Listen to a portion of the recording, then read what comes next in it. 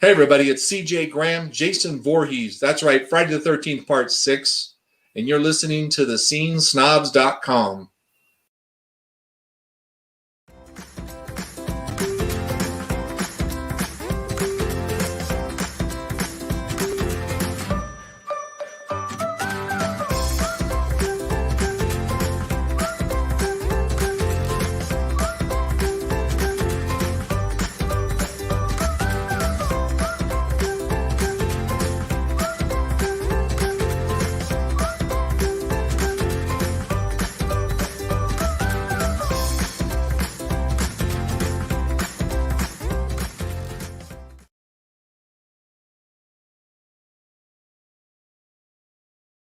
Hey everybody, it's John Orlando from the PVD Cast, and you can catch my podcast over at pvdcast.com, the online home of yours truly, or through any of the major podcasting platforms, and it's even available as a live broadcast every single Monday night at 9:30 through Redline Radio LLC. Just go over and check out redlineradiolllc.com for more details, and I'll chat at each and every one of you later.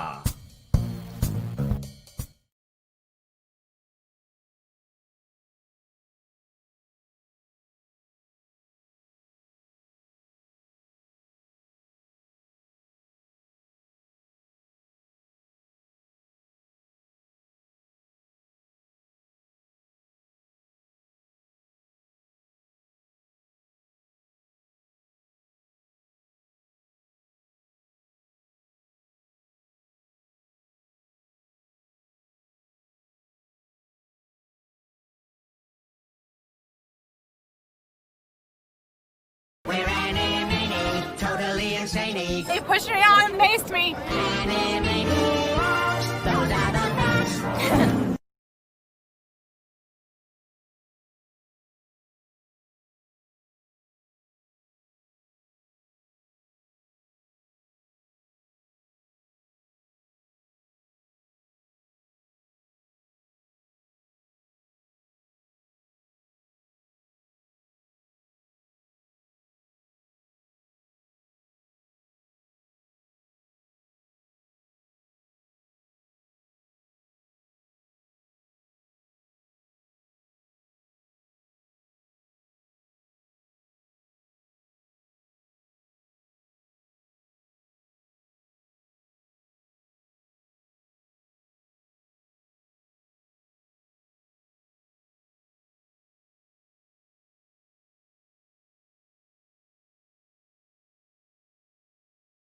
What is going on, ladies and gentlemen? Welcome to the showcase. I am your host, Mick Manhattan, the Scene Snob.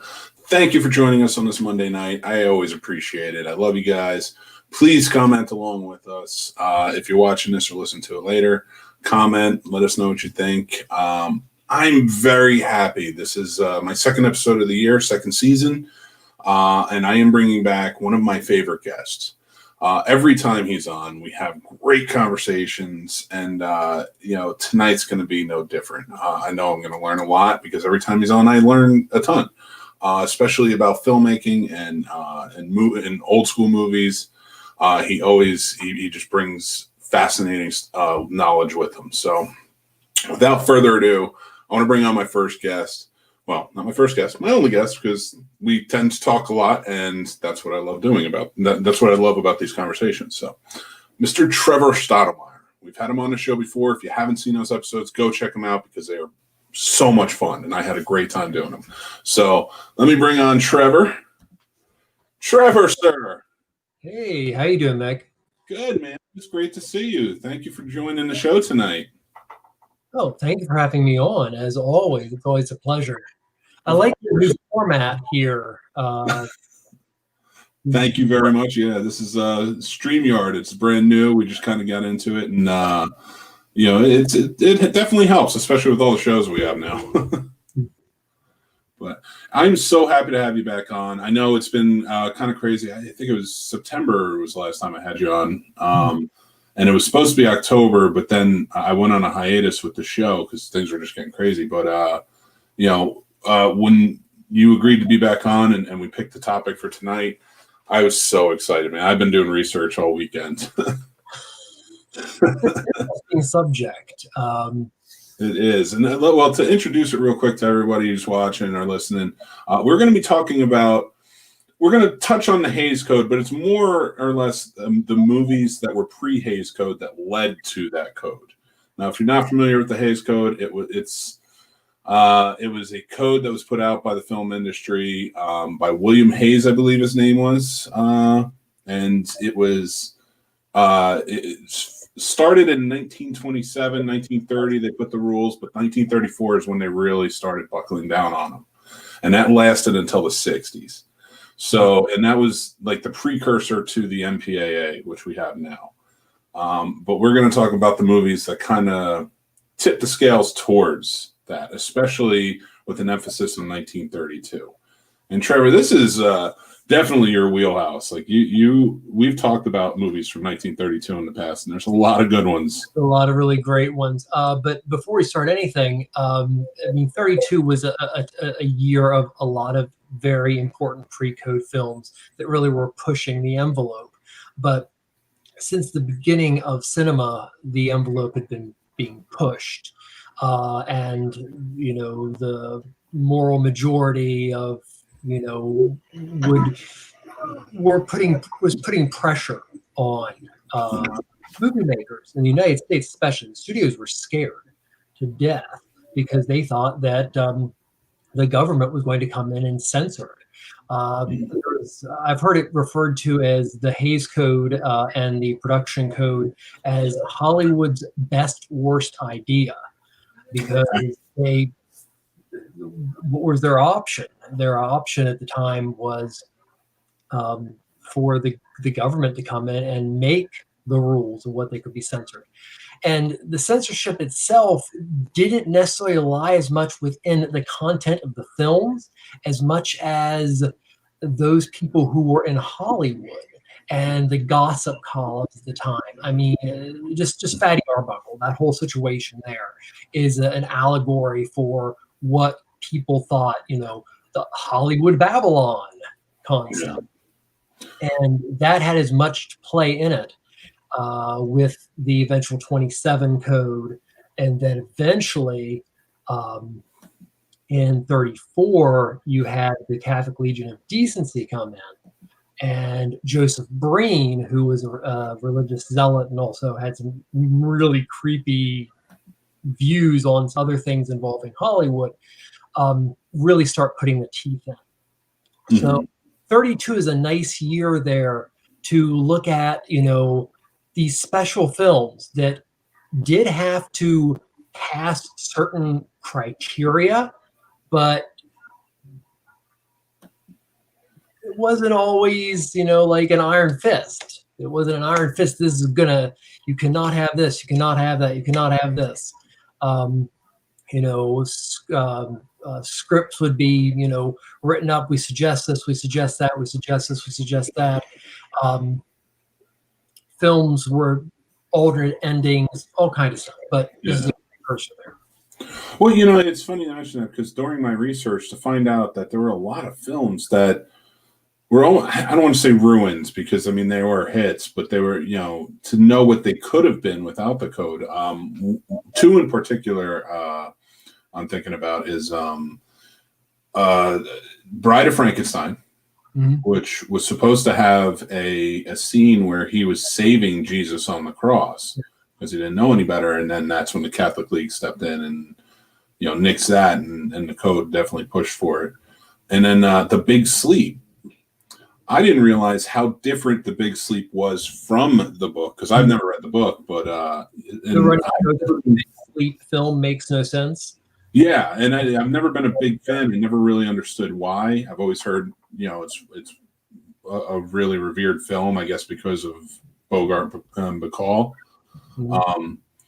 But yeah, to go back and I mean, it's a good film in that respect, but in comparison to the book, well, how much they changed just to cut out of everything. So yeah, I mean, the code really stepped in. Now, would you say that when, you know, before we get to the pre-code, would you say that once the code was in effect, maybe it did help in a way of making movies more kind of have more of a, put an intelligent twist, more of an intelligent twist to certain things like innuendos and stuff like that in movies. It made it a necessity for writers and anybody who was in the creative process to find even more creative ways to imply things that they needed to have implied in their films. And it was kind of amazing when you see a lot of movies that have this, that nobody picks up on it, except for some people in the audience. I think it was a double-edged sword. The code protected Hollywood. It saved Hollywood from the evil clutches of full-fledged censorship, which this is something I did not know until recently, that motion pictures were not under the First Amendment free speech laws until 1954. Wow, I didn't really. So Hollywood was scared. They were frightened. I mean, there's nothing that said that anything that Hollywood was doing that could not run. It was viewed as being a mass product. What Hollywood was doing as a product, so it could be regulated as a product. Actually, at one point, the Trade Commission was possibly going to be associated with the film industry. And by making their own set of rules, I mean, and then it gradually dissipated, as you were saying, with when Hayes left, Breen left, then Jack Valenti took over in '66, and then in '68 you had the MPAA rating system that was based on content. Well, and it's to kind of go back to where it all started. We were talking about 1932, and 1932. Why was that such a banner year into the tipping the scales towards the code fully being enforced? I don't know if it's necessarily a fully major banner year for it. It was just by chance some of the best films that pushed the envelope the most came from 32.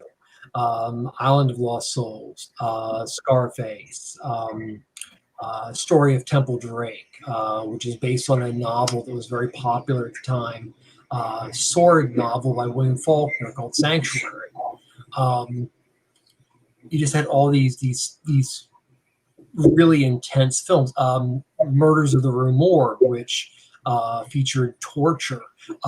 One of the more graphic and sadistic films from 32 was the Mask of Fu Manchu, which is more sadistic than the 1960s cycle of Fu Manchu. And that one had Boris Karloff in it.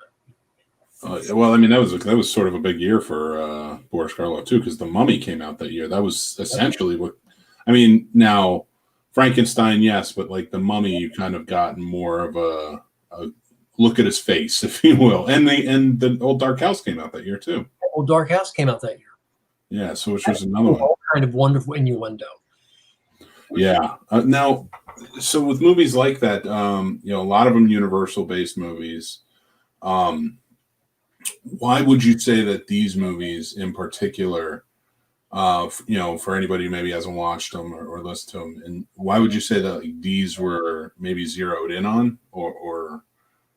I think they're zeroed in on based on a fan base that came to them later. One of the films that we haven't mentioned thus far that is just astounding that it, made it past what regulations were at that time was Todd Browning's Freaks. And Todd Browning's Freaks has quite a following. In 31, you had Dracula and Frankenstein, and then you had the whole ball rolling on horror, which the powers that were censoring really didn't understand what to do with horror. There were other things that, okay, well, if this gangster does this and this happens, or this person shows this, it is against our code. But how do we interpret horror? They didn't know. So there's a lot of horror films from that time period that are just experimenting with, what can be done. You mentioned Bride of Frankenstein from 34 as being a ruined film. I don't think it is. I think it's an example of one of the few films of the code era that pushes the limits as far as you can, because there's all kind of blasphemous things in the film. Dr. Pretorius, the various levels of sexuality in the film, of gods and monsters. It itself, it is a surprising movie that it got away with as much as it did. Well, to kind of get into some of the films too. So, like we were talking about Freaks. Now, Freaks was banned for the longest time, especially, in the UK, especially. I don't think it was until the 70s, right? Until they started kind of allowing Freaks to have more of a wide release there. It was something like that. Which is just astounding to me that it would go on that long, because it is such a fantastic movie. Mm-hmm. And it's so different from even anything you would see today, I think. Very few and far between. I have to give it to Universal, especially in the early days, with the boundaries they pushed. Not, it wasn't, they were predominantly horror movies back then, but, that's what they were known for. But, a lot of their movies, they kind of push those boundaries. But for you, you're a huge fan of, Todd Browning. So, and he put out 2 movies that year, you were saying. What was the other one? Island of Lost Souls, right? That was Kenton who put out Island of Lost Souls. Oh, that's right. Okay. Yeah. And, I've seen that too, which is a great adaptation of Dr.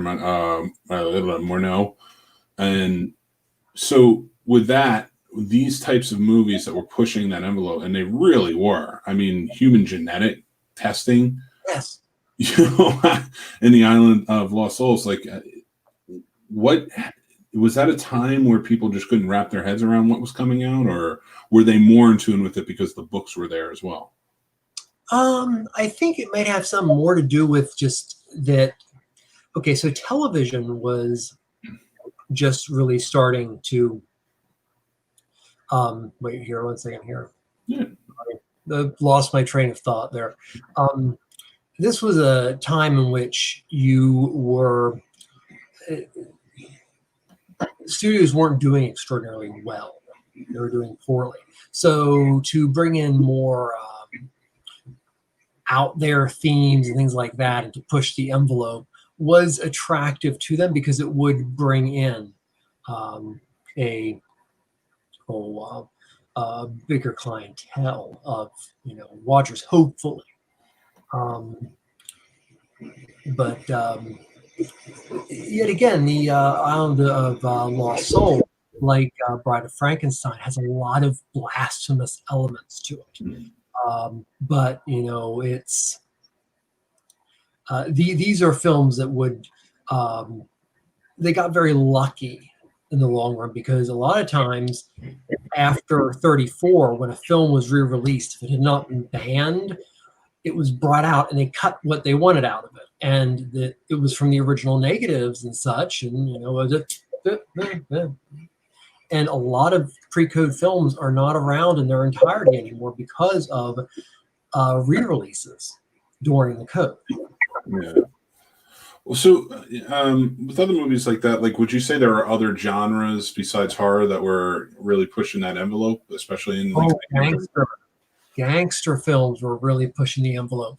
One of the things that the code wanted and was the idea that no crime will go unpunished, that the moral high ground will always prevail. Mm-hmm. And let's take an example of a 32 movie that shows extreme violence, was by a maverick director who liked to thumb his nose at the following censorship too. Howard Hawks at Scarface. Scarface is a word film. Amazing amounts of fun. Of course, Brian De Palma turned up the volume big time for his remake. And it's not true to an extent to elements of the film. Recently, I saw Scarface again. I also had the opportunity to watch an alternate ending that they were requested to do. At the end of Scarface, what happens is your lead character is coming down the stairs. The police are there at him. They're about ready to arrest him, and you assume that he's like, I see the error of my ways. But what he does is he runs out. And he's mowed down by police. It's like his last stand. I'm Scarface, and I'm still Scarface. And the alternate ending had up to the point in which they look like they're going to take him in to arrest him. And then you go to this scene in which is a monologue by a judge about the morality of what he's done. This is what Hollywood felt that the moral majority would want. Mm-hmm. It's what's probably what scared them. Well, we have Robert watching, and he says, "Crime Doesn't Pay. See Screening Out of the Past by Larry May. This is fascinating. Is this the end of Rico?" I will check that out for sure, definitely. But I've been kind of falling in love with this, and as I'm reading on, because I understand the rating system. I do understand that there needs to be a code, of course. Even back then, some of these movies I kind of get. Like you said, it was more protection than being just kind of overrun and by the government. But I just would you like I'm trying to think, and like we've gotten some really creative, like let's stick with horror for a second, but like we've gotten some really creative horror films since then, and I'm just talking during the code. Since something like The Old Dark House or The Mummy, things like that. But, in 1932, and then once the code was enforced. But would you say that maybe Universal movies maybe lost a little bit of a step, or because it's sort of after that? Well, I mean, no, not with Bride of Frankenstein, but that was sort of like right on the cusp of when the code was really starting to be enforced. Well, the code itself was not friendly to horror. It didn't know exactly what to do with horror. But you find that one of the last great horror films of that time period is Bride of Frankenstein. You do have other horror films that came out, but very soon after that, you lead into the more toward almost like a science fiction vein, and more toward good will always prevail. More, your nemesis is more human, is not as human, pardon me, as it is in the Universal and some of the early horror movies. Things that make films like Freaks, Dracula, Frankenstein, Island of Lost Souls so effective is the horror is ourselves. We can see ourselves in these monsters, and Hollywood started. And I think that's why a lot of people kind of view that as the heyday of horror, and why these were so effective. Is these are, you can see yourself in these monsters, and that also is very uncomfortable for people, very uncomfortable for Hollywood, very uncomfortable for the Catholic Church and other moral organizations. Yeah, and especially with the church being as gigantic as it was then, and its influence kind of touching down on pretty much everything in the United States. What was so? This was really when they started to jump. You would know better than I would. Was this really when the church started to jump in on the films in Hollywood and say, okay, we're gonna, like the League coming in and stuff like that? The church had always had their hands in the content desired for Hollywood. From basically as soon as the sound revolution happened, with the dawn of the jazz singer, movies became more, the rules from 27. There was a cardinal involved in the drafting of those, but it wasn't until 34 that basically the church said, we will boycott you. Yeah.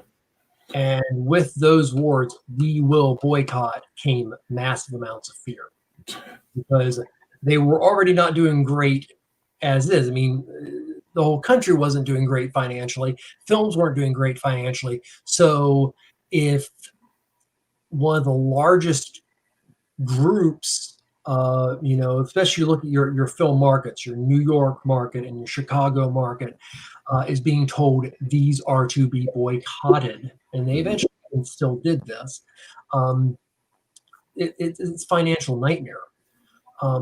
Another thing about the code that was important that Hollywood adopted was, they were scared to death of legislation, and each individual state started having its own production code.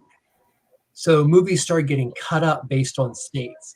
Like one state, you couldn't have a woman smoke a cigarette, but another state could. Things as stupid as that. Yeah. So when this started happening, there were more than 100 bills that went up on Capitol Hill for the censorship of motion pictures at this time. So Hollywood had to do something. It just kind of cut a little too much of its foot off.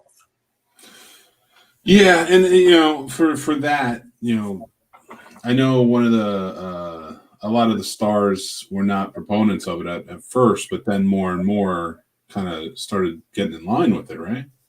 Here's an interesting one. Along with this all came about pretty much around the time of Joseph Breen. Joseph Breen's a real a-hole here. If you want to point out who the real a-hole is in the production code, he's the one that had the teeth. He's the one that would actually see the finished products and say, boom, you have the production seal. The MPDAA or MPAA, or either way, some acronym that eventually became MPAA. To have that sticker, you had to go past Breen. Hayes was a bureaucrat. Hayes was hired basically to do a large PR routine on film and censorship, and films are good for you, and they're good for this, and they're good for the community, and we worry about what the community thinks, and this is when the pre-code stuff's happening, because he's spending more time trying to sell the advantages of film to he was a lobbyist, basically. Breen came along, that's when it became, Breen was like, he was Irish Catholic. He was like this with the church. Yeah. And what the church wanted, that's what he also wanted. And that's that ends up. And a perfect example of being, a lot of things getting cut out. Question. I veered off. I'm in a veering off mood. I apologize. No, but I'm glad you brought that up because, even with Joseph Breen, and he sort of took over until the 50s, right? And that's when it started opening up, and there was, more protection. So for him, was there, I'm not even too familiar. Was there like an abuse of power? Like if you had to go through him, was there any like not even sure if, like, Now, Hayes, if you look at his political career, he was a politician before.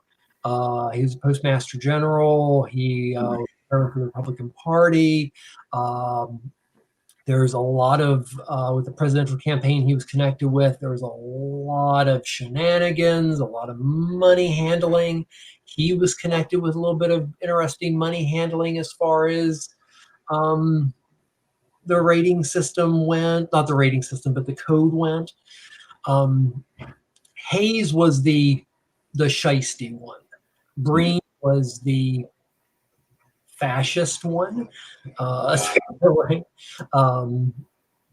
But you mentioned about stars latching on to this or not. Mm-hmm.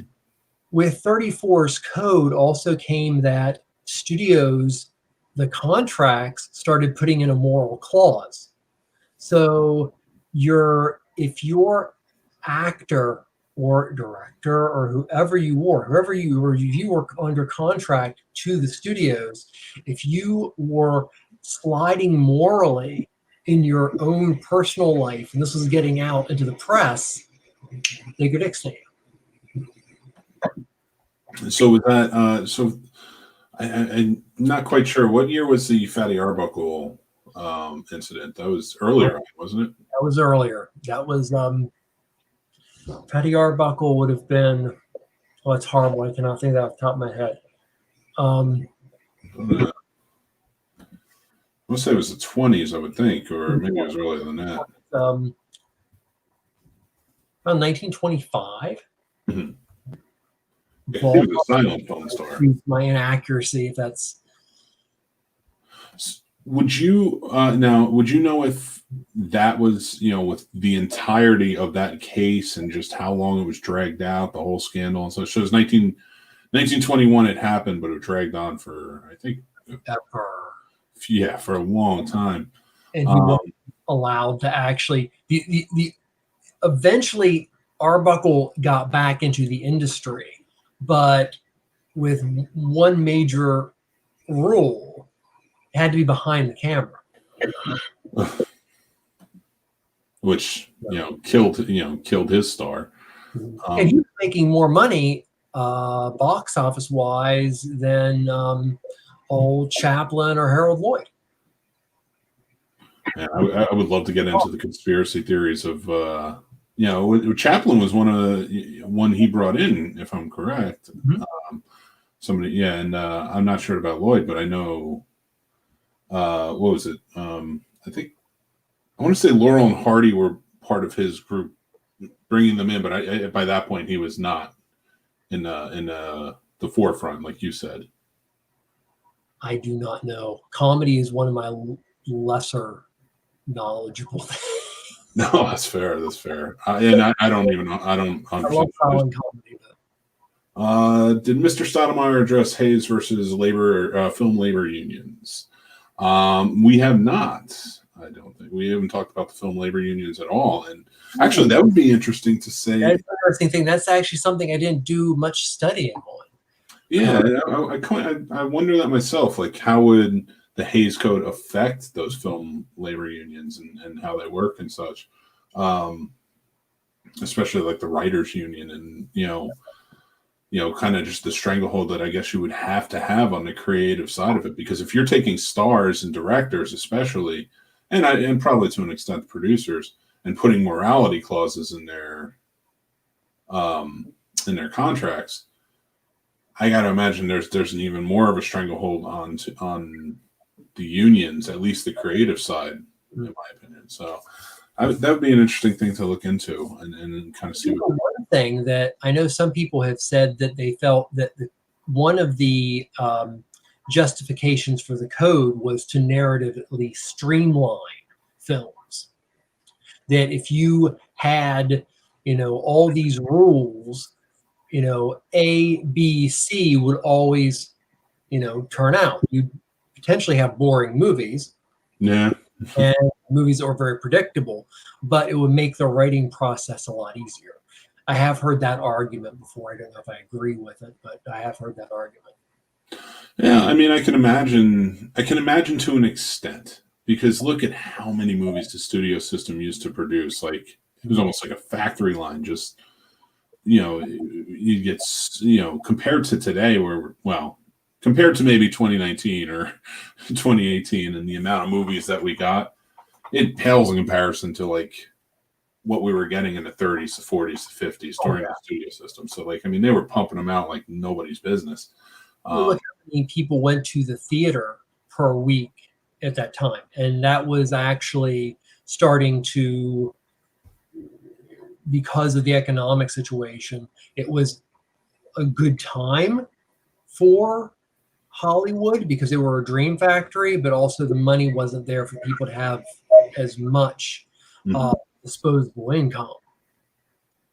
Yeah. So, well, so, I mean, something like that, though, to come in and now you have all these movies coming out. So we're talking about 32 and we're talking about the movies that were produced then. And they really were.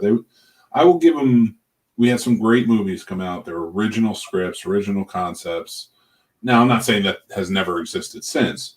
Of course not. But I'm glad you picked that year because among my research, because even like you could say to an extent, The Bride of Frankenstein, as good as it is still a sequel to Frankenstein. You still have your characters based from that movie and that book and such. So, but like a movie like again, I keep going back to the Old Dark House.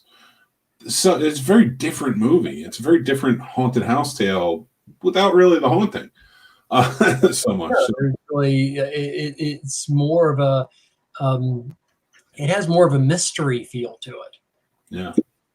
Yeah, and I mean, you get past that's making a lot of really snarky remarks for the entire film, and it's wonderful. There's an originality to 32, in my opinion. Especially like you said, gangster films, like with Scarface, which is still one of the most talked about gangster films of all time.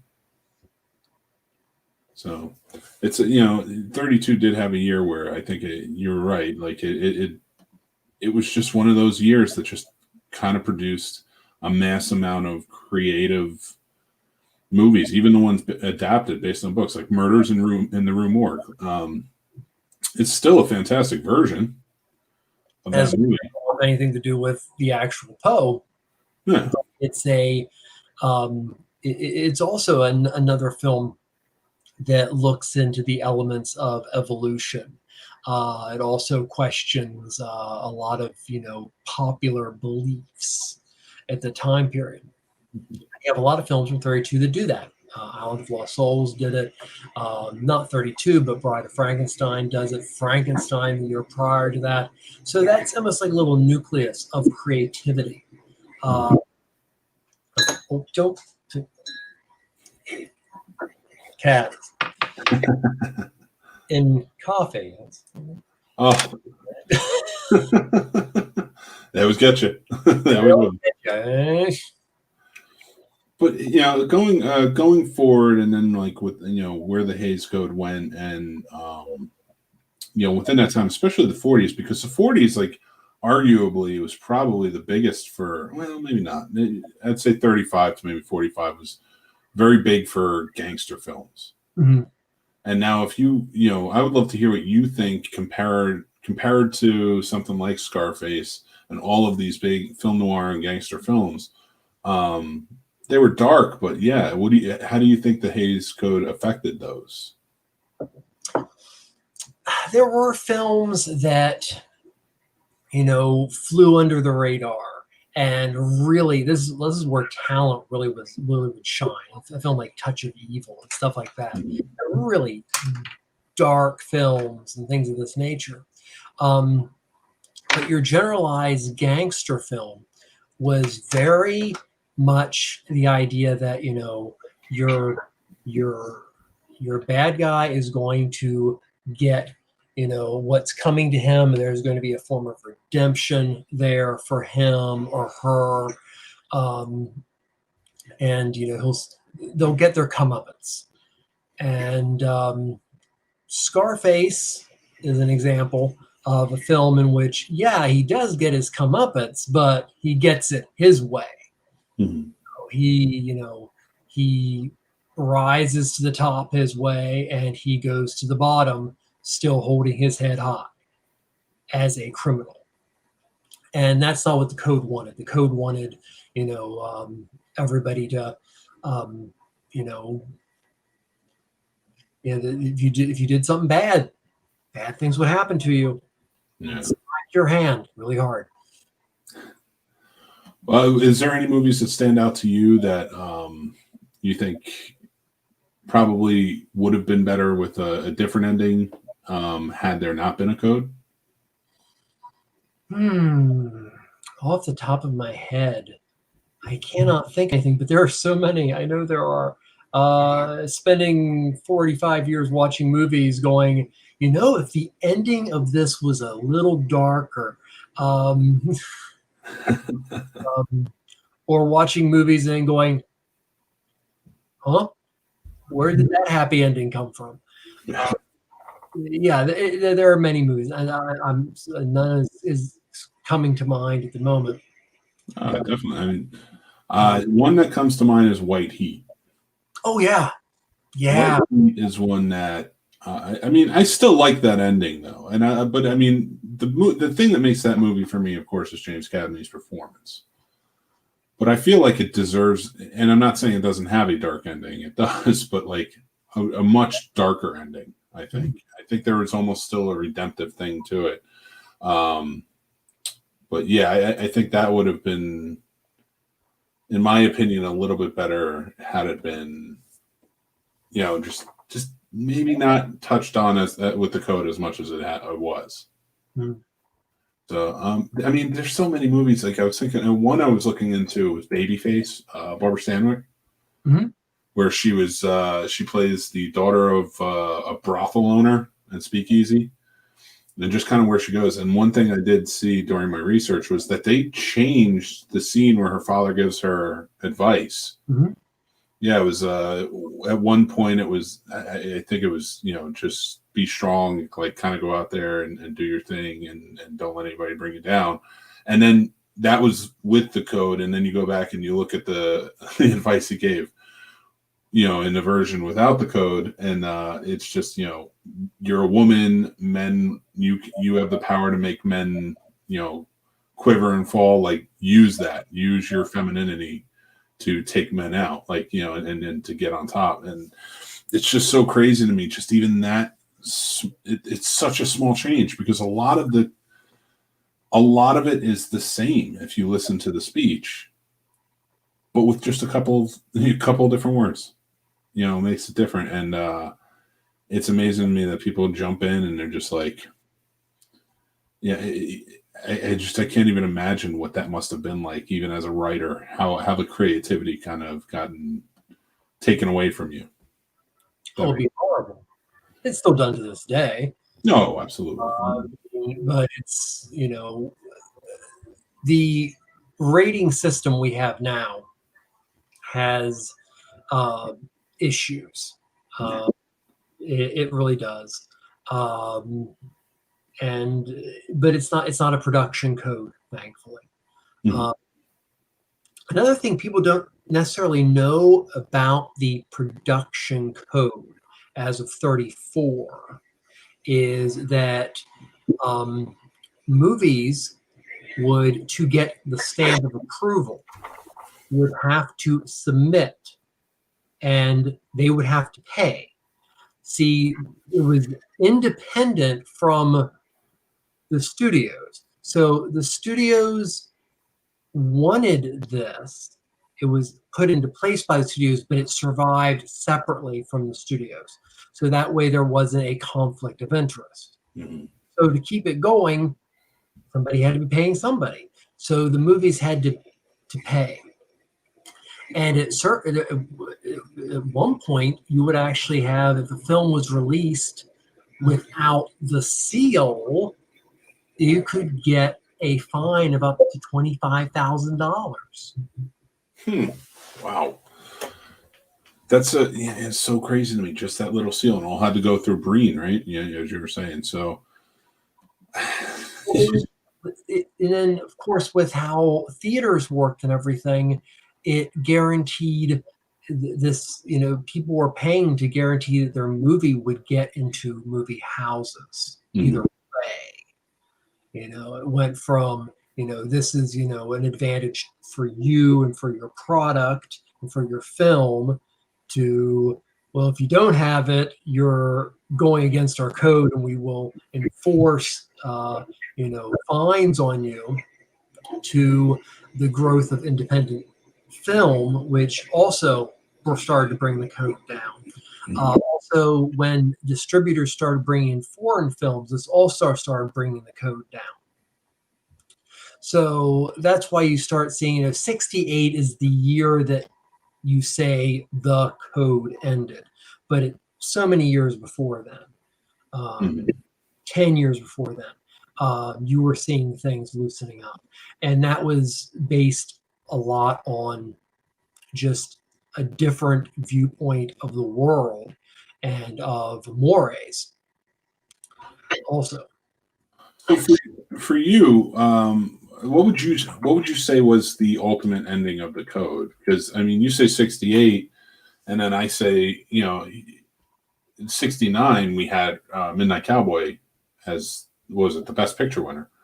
Which is at the time I think rated an NC-17, so, or a rated X, one of the two. I can't remember which one, but so what was it that, in your opinion, that brought the code down? The code was just, it completely brought down. I mean, once Valenti took over in 66 and they reimagined everything as a content-based rating system, the code was out the door.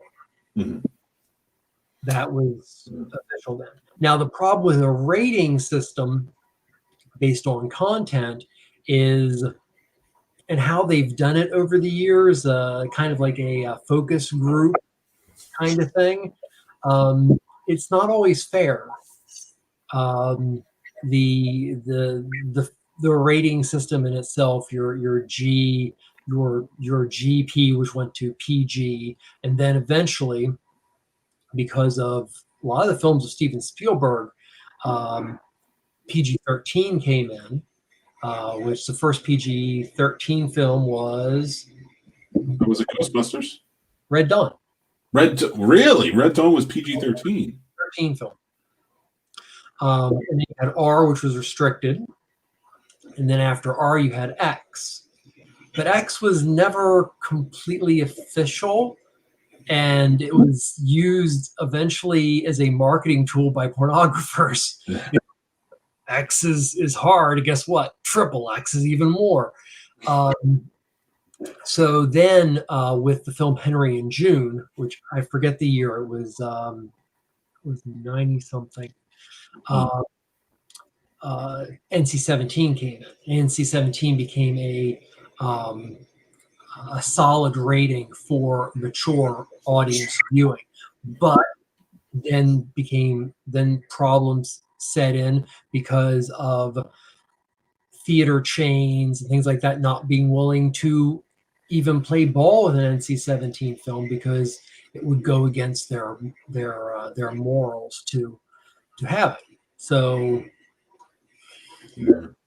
So let me ask you this, because since we're kind of winding down and getting towards the end, I really would love to know, ultimately, with everything like the studio system as it was before the code really was enforced, and then after, like, kind of where it went to, all the stories we always hear about Hollywood parties and kind of how they all went and things like that, and then getting into once the code is starting to be enforced, and it did in some ways protect the film industry from legislation, things like that.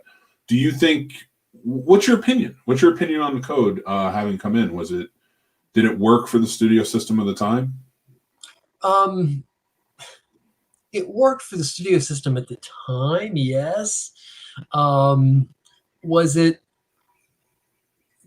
the best thing for what could have been. These amazing writers produced amazing material and amazing directors, and they still had to do it with their hands like this. You can't show a lustful kiss. You can't. Well, what exactly is that? All these things.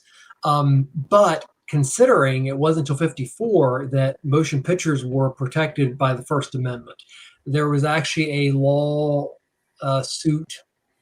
I forget the year. It was pre-code,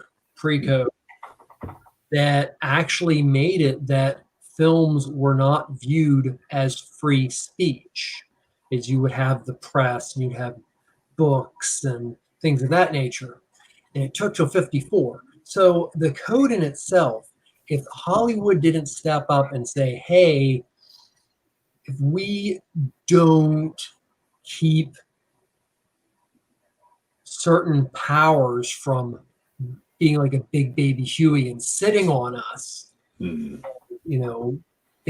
castrating us, we had to do something. And they did, and they went overboard.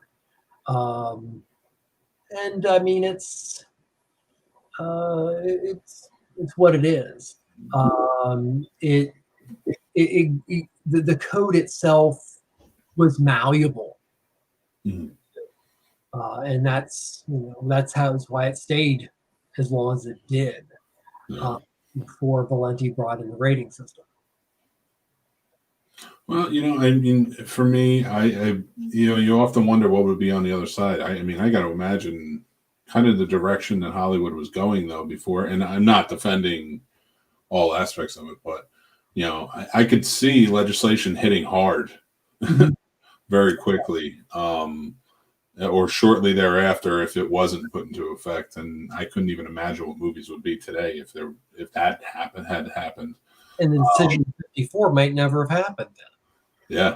It could have been, you had each individual state had its own censorship boards for everything. And then you had the possibility of a national censorship.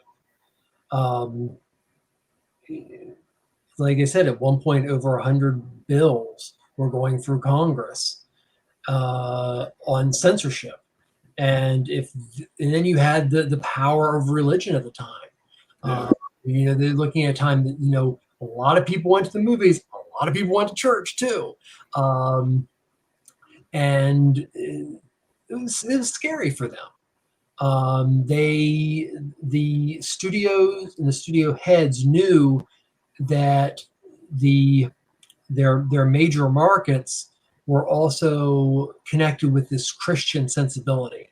So when they brought Hayes in, they brought somebody in who was going to be a representative of that middle America, Presbyterian, Republican. He could speak the language of all those people who were probably going to try their best to censor what could be in movies. And that was smart. Yeah. Oh, yeah. Absolutely. I mean, like you said, him being a lobbyist, I mean, that was probably the best move at the time. Having somebody who can come in and wheel and deal in that sense and know this is what the people want. This is what you guys got to start doing. Or, like you said, or it's going to fall down on your heads. So going on to it, and saying it, and even having worked in the industry myself and seeing like there's still footprints that exist, from that time, like you said, there's still studios still want something written a certain way. They want to see certain things. So they, unless you're doing independent, if you work for a studio, like you got to do it their way. You got to change things up, how they want it. And, I think that all stems sort of from this, that control, like this is how we do things, get with it or get out the door, Yeah. It's a subset of what the general public wants or what the general public feels. But the general public, that they will shape, our art. And the film industry was told it was an industry. It wasn't producing art. It wasn't producing, prose. It wasn't producing, these things that could be, protected by the First Amendment. So there was that feeling was always kind of there that, well, what, is the feeling of the majority, morality wise, would have to play into effect and what would eventually go on the screen. Now, when they hired Hayes, and Hayes did his PR work, and the code was there in 27. If you read over the code is hilarious. It's what they call the don'ts and the be carefuls. Mm-hmm. And there's some really wackadoodle things there. But at that time, that's also when you had your pre-code stuff coming out. So, a film like Story of Temple Drake, which is about a woman who's basically sold off into prostitution because she has been kidnapped and raped, and there's a couple lines from that movie that were just removed. You can see the character's mouth, they were just removed. So these still were, there was still a code there. It just, the creativity still allowed creativity to move. Once Joseph Breen came in, things started to reflect more on what the Legion of Decency wanted. Mm-hmm. And what the Legion of Decency would say, we will boycott this. And they did. They still boycotted films. Yeah. They still didn't feel that the code was doing enough. It's such a crazy situation. And learning more about it, I'm so glad that we had talked about this and kind of made it tonight's subject, because like I learned so much just talking to you, of course, but even doing the research leading up, like to learn more about it. Like it's a wacky thing, and then you think back to those times and it's like, did we need it? That's the thing. Like at that moment, like you kind of feel like you did with everything going on. Like it was good protection for the industry itself. And you would hate to see the industry kind of crumble in on itself if they didn't have those protections. In your research, did you get kind of the same feeling that I did, that the development of the code and the bringing in of Hayes and everything was kind of based on this feeling that, in Hollywood, it was a big playground. It was a playground of, excess. It was a playground of, it was Hollywood Babylon. That was, I think, in certain ways more of an impetus than the actual content itself.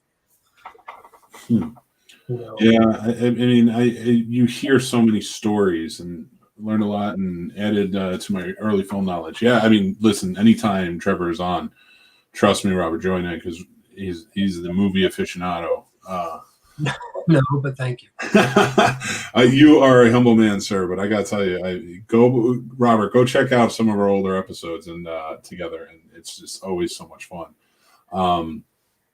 So with this, talking about like what Hollywood was and what Hollywood was kind of like glorified to be in that Hollywood Babylon sort of thing. Like I think there was some truth to it, and I think if you look at pre-code era movies, you sort of saw that. It's sort of like they wanted to let you know, some of the things that, not that it's all bad or anything, but I feel like there was more free reign before the code. So they were like, we're like this. And this is, like the parties, the glamour, everything that they were kind of throwing out there, and the stories they were telling. I think were hints at, life isn't always just the Midwest, Yeah.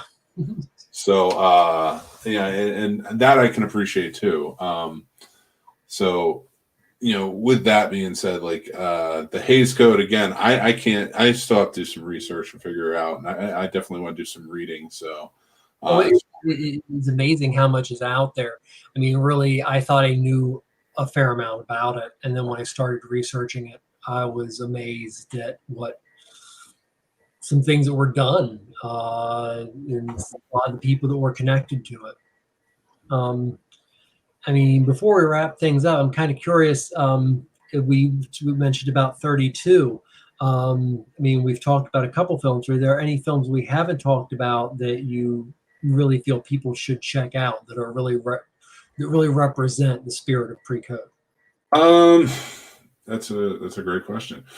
I think a lot of the comedies back then did too, because a lot of the comedies were a lot more risque than I think people kind of understood. Marx especially. Yeah, and but it added something to it that I think kind of went away after the code. I will definitely say if people haven't seen Scarface, if people haven't seen The Old Dark House, White Zombie, I have not seen The Mask of Fu Manchu. I will check it out. That is a sadistic little film. Yeah, little film. I mean, it is a problematic film for the whole Fu Manchu series, and the book series in itself is problematic nowadays for obvious reasons. But no, the Boris Karloff Fu Manchu is there's some pretty intense torture scenes that are up there with the torture scene from Murder of the Rue Morgue. Yeah. Well, I will definitely say this. I think everybody should check out The Most Dangerous Game for sure. Oh, yes. The 32 version. That's such a great version. And one of my favorite movies to date came from 1932. There's not much that I think the Hays Code would have taken out of it. I want to give mention, since we're talking about 32, is The Music Box with Laurel and Hardy. Oh, yeah. Still one of the funniest movies I think I've ever seen, and it's only 30 minutes. And, back then comedies, that's how they were treated. But then, it's like a 30-minute film, and it still holds up to this day. I still can't go without laughing at it. Out loud belly laugh type of humor. How about you? Are there anything that we haven't talked about from 32 that you think people should check out? Oh, pretty much. I think everything that I'd out. Freaks is definitely one. If people haven't checked it out, go check it out. Well, Freaks is one of the most original films ever made. It's just it goes against so many elements of the code that was there at that time. The 27 code that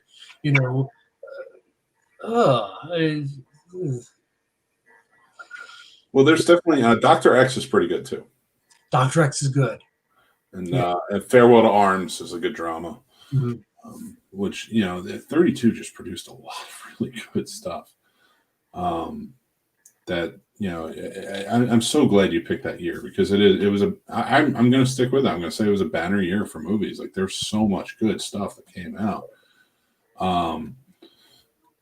So I mean, everybody go check it out. It's definitely worth it. So I think also it ended up being not just a banner year of movies, but a banner year of movies that became influential later. Mm-hmm. That filmmakers decades later went back and looked at and said, wow, this is really pushing the standards even now. Yeah, I would love to read up on that too. And like, what was it from 1930 with the guidelines to 34, where they were strictly enforced, that 32 was the year that for all intents and purposes was the biggest year for like pushing those guidelines to that brink. And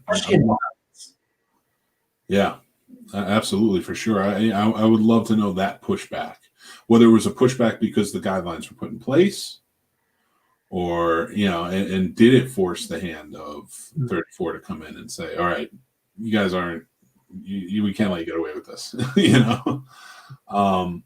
But I want to say, Trevor, thank you so much. Every time you come on, I just have an amazing time talking with you. Thank you for having me on. It's always wonderful talking to you, and it's an honor to be a guest on your program. I appreciate that. And anytime you want to come back on, any topics you have, you're always welcome. It's I mean, like I walk away and then I just go and read because you really put shine a light on a lot of really very cool, especially old Hollywood stuff. You know, and I know I'm going to be going to check out a bunch of movies from 32 I haven't checked out yet. So I want to say thank you again. We will have you back on. And everybody who's watching, everybody who's listening, thank you so much. This is the showcase. So please like, follow, subscribe to thescenesnobs.com.